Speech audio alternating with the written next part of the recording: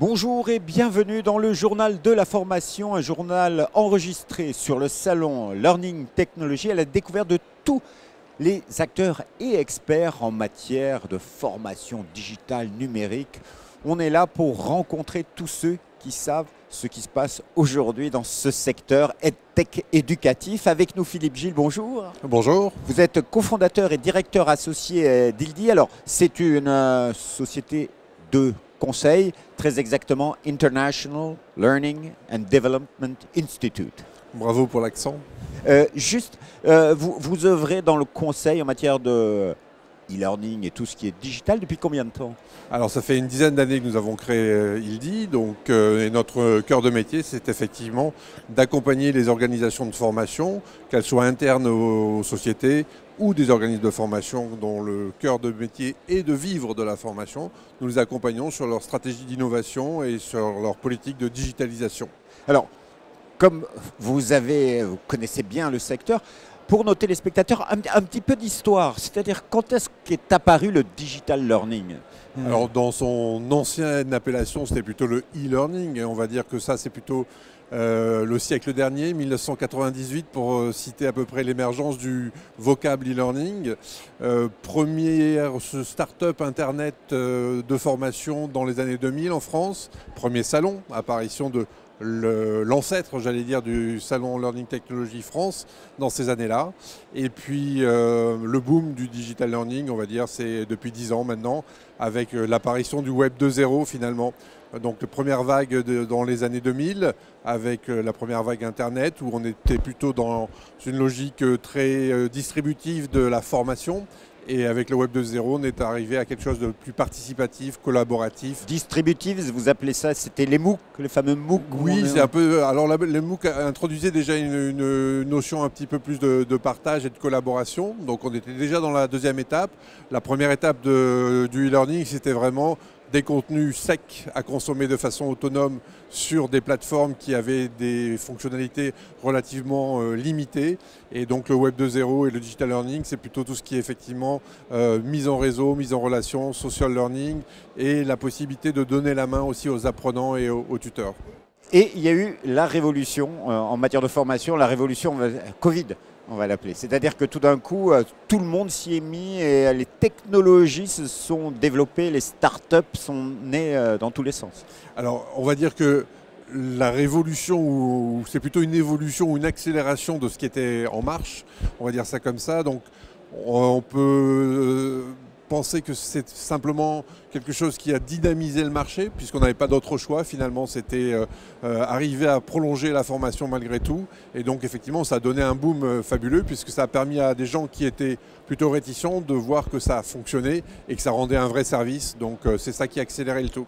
Alors, ici, nous sommes au salon des Learning Technology. On voit énormément de start-up, il y a énormément de produits. On parle de réalité virtuelle, de métavers, de e-learning. Quel est votre regard sur ce salon et tous ses participants? Alors d'abord, une première chose qui fait vraiment plaisir, c'est qu'aujourd'hui on veut parler d'une véritable industrie, c'est-à-dire que le digital learning, ce n'est pas un effet de mode, ce n'est pas une passade, ce n'est pas quelque chose à la marge, mais c'est quelque chose qui bouleverse réellement les usages de formation. Et la présence des acteurs ici et de plus de 8000 participants atteste finalement de ce succès. Donc ça, c'est une première chose. Deuxième chose, c'est que comme dans toute activité qui est bouleversée par la technologie, les changements sont nombreux. Après, il faut les absorber, et ça c'est plus complexe, à la fois pour les apprenants et pour les organismes de formation. Mais ce qu'on voit émerger, j'allais dire, de façon assez notable aujourd'hui, c'est, j'allais dire, trois choses, me semble-t-il. La première, c'est tout ce qui va être du domaine de l'immersive learning et des métaverses. Donc ça, c'est émergent vraiment, et on peut citer Quark Education notamment comme un des acteurs de ce domaine-là. Et je pense que ça, c'est vraiment quelque chose qu'il faut observer de très près et faire les premiers cas d'usage, on va dire, aujourd'hui. Le deuxième point qui apparaît également, c'est l'implication et l'usage de l'intelligence artificielle, que ce soit pour accélérer les apprentissages, pour les customiser en fonction des parcours individualisés, pour accélérer l'accès à la connaissance. Et le troisième point qui me paraît assez important, on est dans un salon où la technologie a sa place, mais où la pédagogie aussi revient en force.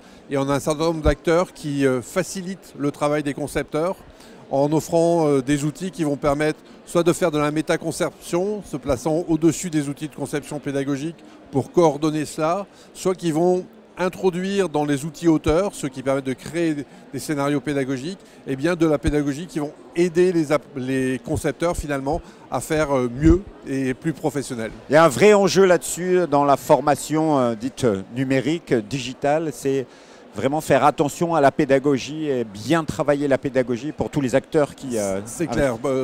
Forcément, quand on a de la techno, on a peut-être un effet gadget qui peut apparaître. Or, ce que l'on fait, c'est pas de la techno, c'est de la formation. Donc, ce que l'on vise, c'est du résultat. Et pour produire du résultat, peu importe le média, peu importe l'approche, par contre, la pédagogie est fondamentale.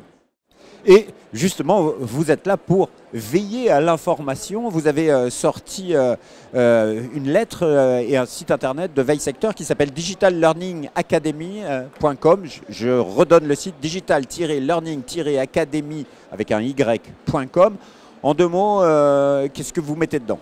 Alors l'idée de ce site, c'est quelque chose de très ouvert. Chacun peut y accéder de façon très libre. C'est un média autour de la formation en ligne, de tout ce qui va permettre finalement d'acculturer nos clients, nos prospects et qui est intéressé par ce domaine à ces problématiques-là, donc d'innovation, de digitalisation et sur tous les domaines, que ce soit l'aspect technologique mais aussi l'aspect pédagogique.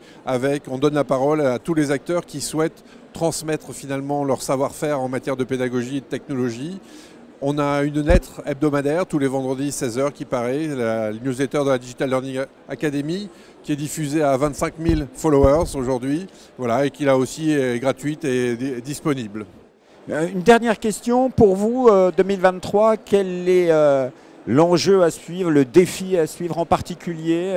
Aujourd'hui, personnellement, je vois énormément d'entreprises qui sont venues s'intéresser à tout ce qui est digital learning par rapport à l'année dernière. L'année dernière, beaucoup d'écoles, beaucoup d'organismes de formation et cette année, il y a beaucoup plus d'entreprises. Je crois que l'entreprise a compris l'enjeu. L'entreprise a compris qu'il fallait faire de la formation différemment.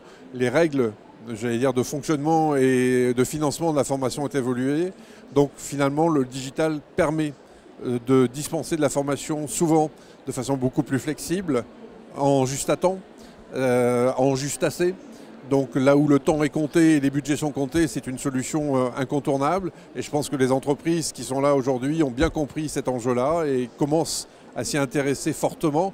Et là, elles ont le panel le plus riche à leur disposition. Après, la difficulté pour cette année-là, c'est de faire les bons choix, de ne pas se tromper et de savoir investir au bon endroit. Mais on peut les aider là-dessus. Monsieur Gilles, merci beaucoup pour ce conseil. On se retrouve bientôt, j'espère, sur le plateau du Journal de la Formation. Et moi, je vous dis à bientôt pour une nouvelle édition sur ce salon. Au revoir et à bientôt.